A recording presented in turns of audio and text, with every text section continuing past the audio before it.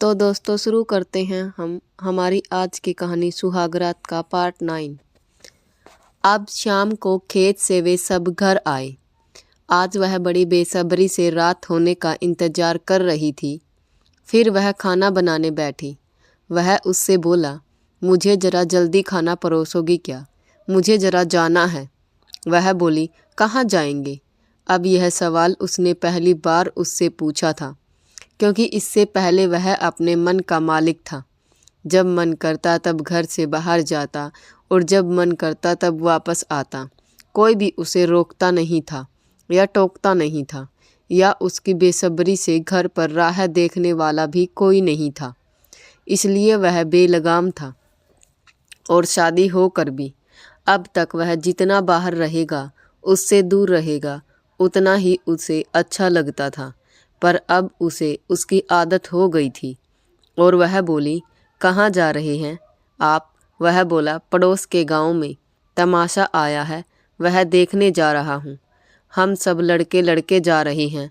वह बोली, आप अपने उन लफंगे दोस्तों के साथ जा रहे होंगे ना? वह बोला, लफंगे क्यों कहती हो? अच्छे तो हैं, और मेरे भाई भी हैं। वह बोली, काहे के अच्छे हैं? इतनी छोटी उम्र में हर एक की दो दो पत्नियां हैं, और उनकी पत्नियां भी वैसी ही बाजीगर हैं, दूसरे पुरुषों पर नज़र रखने वाली। और ये ऐसे पति तमाशा करते फिरते हैं और दूसरी औरतों पर नज़र रखते हैं। वह बोला, ऐसा कुछ नहीं है, मैं उन्हें अच्छे से जानता हूँ। और वह उसे साफ साफ बोली, लेकिन मैं कह रही हूँ ना आपसे, मत जाइए तो मत जाइए ना, मेरी तो सुनिए। वह जरा लाड में आकर ही बोली, इतनी रात में जाने की क्या ज़रूरत है, मत जाइए ना, मुझे डर लगता है। वह बोला, किस बात का डर लगता है? वह बोली, अंधेरे से डर लगता है मुझे, और आप भी इतने अंधेरे में जाएंगे, कुछ हो गया तो? उसे अब आदत नहीं थी कि कोई उसकी चिंता करे। वह बोला, कुछ नहीं होगा, घर में सब हैं, तो माँ है, तात्या है, और तुम दरवाज़ा लगाकर सो जाओ। अंदर से कुंडी लगा लो और चिमनी चालू रखना, मेरे आने तक बुझाना मत। वह बोली, और चूहों या बिल्लियों ने चिमनी गिरा दी तो? और फिर बिस्तर में आग लग गई तो क्या करेंगे? और आप यहाँ बिजली क्यों नहीं लगवाते? मेरी माँ के घर बिजली थी, पर आपके यहाँ बस्ती पर तो बिजली ही नहीं है। अब असल में आसपास बिजली आ गई थी, लेकिन उसके बाप ने जानबूझकर बिजली का कनेक्शन नहीं लिया था। इस्तेमाल के लिए रोज़ बहुत पानी लाना पड़ता था, वह भी कुएं से लाना पड़ता। पानी का नल भी नहीं लगवाया उसके बाप ने। क्यों? तो थोड़े दिनों में शादी के बाद कुबेर को घर से अलग करना था, और यह सब पहले ही कर दिया तो उसे सब बना बनाया मिल जाएगा ना। उसे बिल्कुल कुछ भी बना बनाया नहीं मिलने देना था। उसे थोड़े ही दिनों में अलग करना था और फिर सब कुछ करना था। बिजली लेनी थी, नल लगवाना था, घर बनाना था, ऐसी सारी योजना थी उसके माँ बाप की। और यह सब वे उसके छोटे सौतेले भाई के लिए कर कर रख रहे थे। घर के हर बर्तन पर भी उसके भाई का ही नाम था। कुबेर को इसमें से एक पैसा भी नहीं मिलने देना था, यह उन्होंने तय कर लिया था। उसे जैसे ही वह बदन पर पहने कपड़ों के साथ बाहर निकाल फेंकने की उनकी योजना थी। असल में तो वे उसकी शादी ही नहीं करवाना चाहते थे, उसे ऐसे ही सांड की तरह घूमने देना था, और सारी ज़मीन अपने छोटे बेटे के नाम करनी थी। सुई से लेकर हर चीज़ की तैयारी उसकी सौतेली माँ अपने सौतेले बेटे के लिए कर रही थी, पर इसे तो माचिस की तीली पर भी हक नहीं जताने देती थी। समाज के डर से बाप ने उसकी शादी करवा दी, पर वह मुंबई से आता तो 5,000 दे, 10,000 दे, ऐसे करके पैसे लेता था। तुम्हारी शादी में खर्च हुआ है, बहुत कर्ज हो गया है, पैसे दे, ऐसा कह कह कर उसने कुबेर से पूरी शादी का खर्चा वसूल कर लिया था। यहाँ तक कि कुसुम को जो मंगलसूत्र पहनाया था सोने का, उसके भी पैसे वसूल लिए और उस नाम पर और भी बहुत कुछ वसूल कर लिया था। ऐसे आदमी को बाप भी कौन कहेगा। कुबेर का ऐसा गुस्सेल चिड़चिड़ा स्वभाव देखकर कोई भी लड़की उसके पास ज़्यादा दिन नहीं टिकने वाली थी और उसकी ससुराल भी उसे स्वीकार नहीं करेगी, ऐसा उसे लगता था। उसकी शादी और संसार का खेल खत्म हो जाएगा और आखिर में सब कुछ हमें ही मिलेगा। इतनी अच्छी योजना थी सबकी। पर कुसुम की माँ बहुत जिद्दी निकली।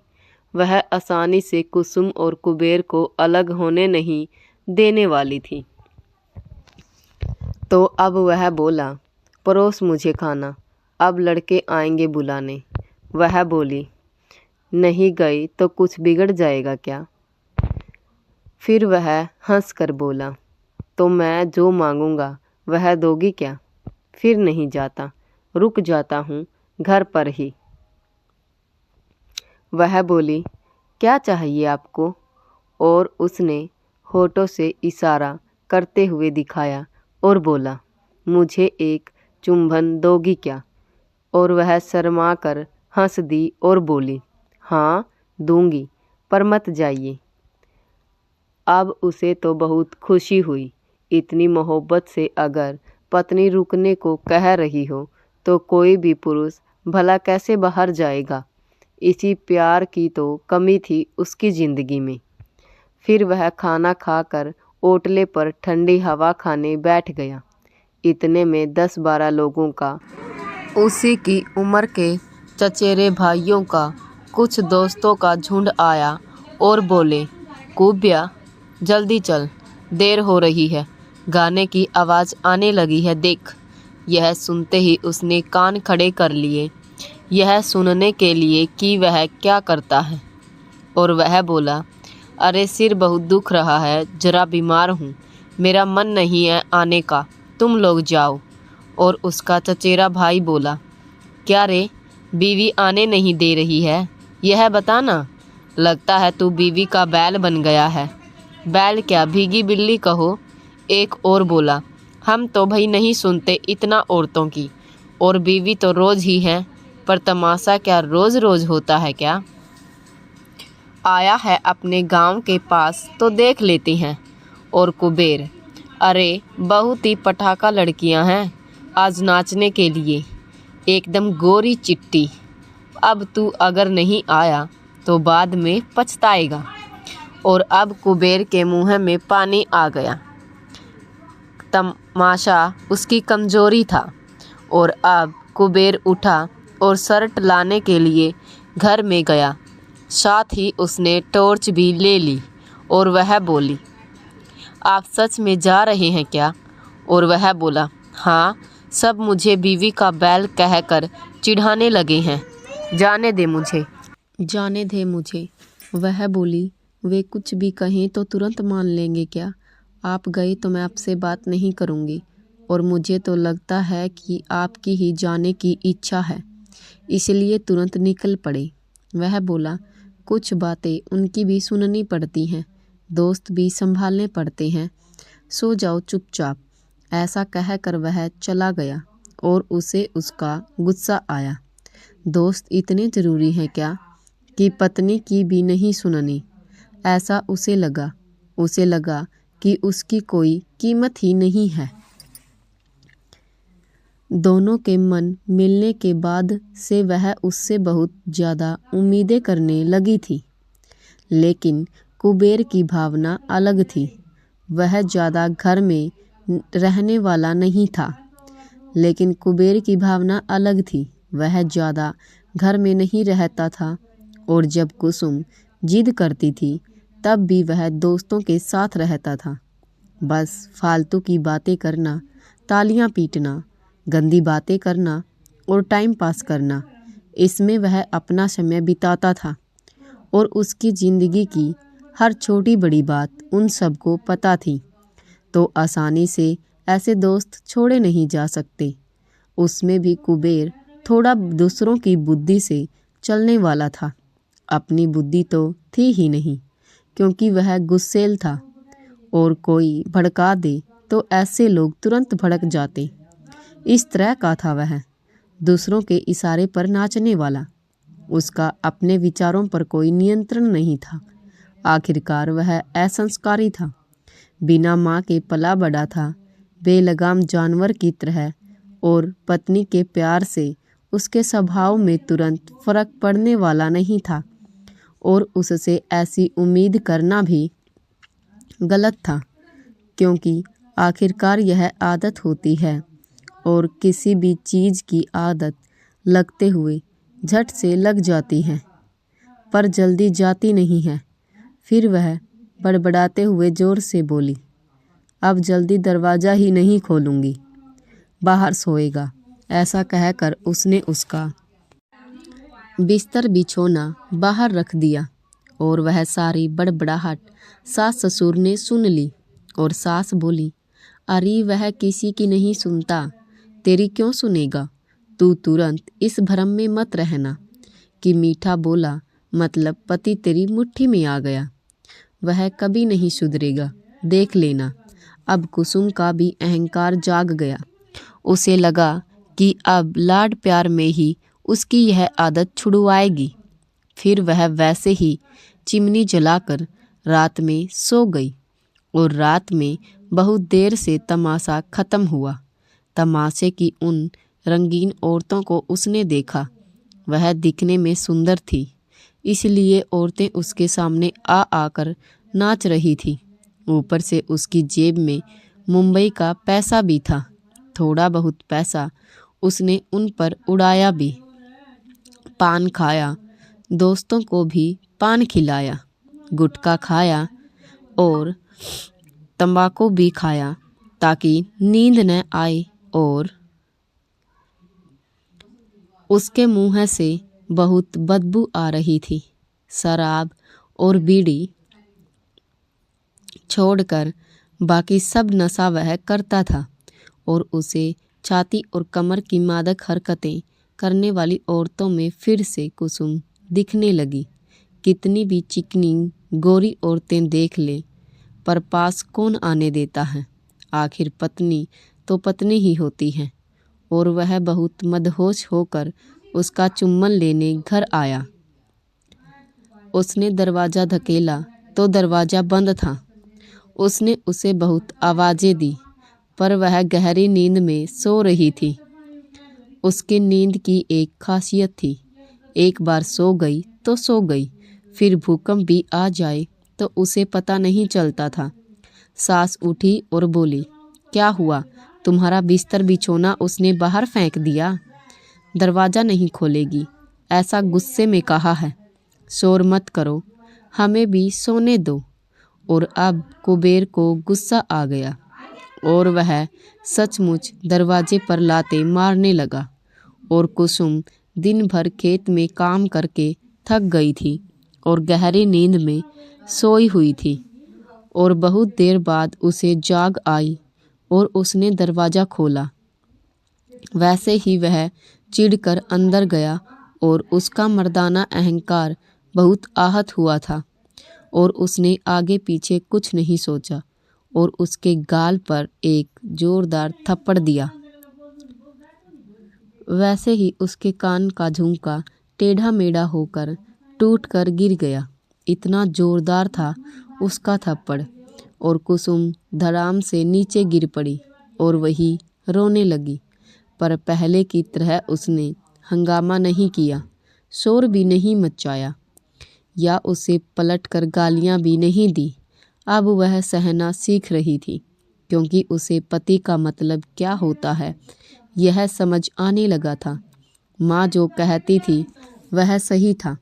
कोई भी पति हर समय अच्छा नहीं होता या बुरा भी नहीं होता, यह उसे समझ आने लगा था। फिर वह उठी और बाहर निकलने लगी। इतने में उसने उसका हाथ जोर से पकड़ा और उसे पास खींचा। उसके हाथ की चूड़ियाँ टूटकर उसकी कलाई में घुस गई और बहुत खून बहने लगा, पर उधर उसने ध्यान नहीं दिया और वह उसके मुँह में मुँह डालने की कोशिश करने लगा। और अब कुसुम को फिर से उसके मुँह से गुटके और तम्बाकू की बदबू आई। वह बदबू उसके दिमाग तक गई और उसे भी घिन आकर उल्टी जैसा होने लगा। वह उसे फिर से दूर धकेलने की कोशिश करने लगी और अब कुबेर को तो उसे हराने की चुनौती ही मिल गई। उसके विरोध करने से फिर से उसके अंदर का जानवर जागने लगा और उसने सचमुच उसके होठों के टुकड़े कर दिए। इतनी जोर से उसने काटा था, उसे बहुत दर्द हुआ। उसने उसकी छाती पर अपने हाथ पीटे और उसने उसकी कलाई पर भी काट लिया और वह जोर से चिल्लाने ही वाली थी कि उसने उसका मुंह दबा लिया और फिर धीरे से उसके ऊपर आ गया। उसके होठों और कलाई में बहुत दर्द हो रहा था। रात के 1-1:30 बजे थे और उसने एक बार फिर रौंद डाला और वह वैसे ही उसकी तरफ पीट करके सो गई। फिर सुबह हुई और वह अपनी कलाई का जख्म सांस से छिपाने की कोशिश कर रही थी। पहले की तरह अब हर किसी के पास जाकर रोना धोना नहीं कर रही थी। ये पति पत्नी की बातें थी, निजी थी और उन्हें निजी ही रखना होता है, यह उसे समझ आने लगा था। फिर कुबेर उठा, पर आज उसने उसे नहीं कहा था कि यहीं नहा लीजिए, क्योंकि रात की घटना की वजह से उसका मूड नहीं था उससे बात करने का। उसने तो उसे सुधरने की बहुत उम्मीद की थी, पर अब वह उसे छोड़कर मायके नहीं जाने वाली थी, क्योंकि वह उससे प्यार करने लगी थी। पर उसका मूड खराब हो गया था। फिर सास खाना बना रही थी, वह कपड़े धो रही थी। वह नहाकर आया। उसने उसकी कलाई का जख्म देखा, घर में गया और हल्दी लेकर आया और उससे बोला, इधर देख। वह वैसे ही गाल फुलाकर उसकी तरफ देखे बिना बोली, मुझे कपड़े धोने हैं। वह बोला, पहले इधर देख, जख्म गीला है, हल्दी लगाने दे। और तुम कपड़े मत धो, पानी में हाथ मत डालो।